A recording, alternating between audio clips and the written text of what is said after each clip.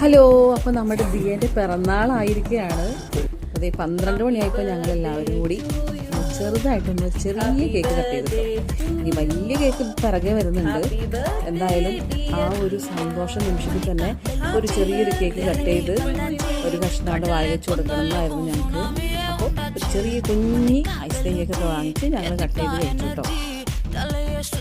Con su rap y por noche, patana patale, pulse.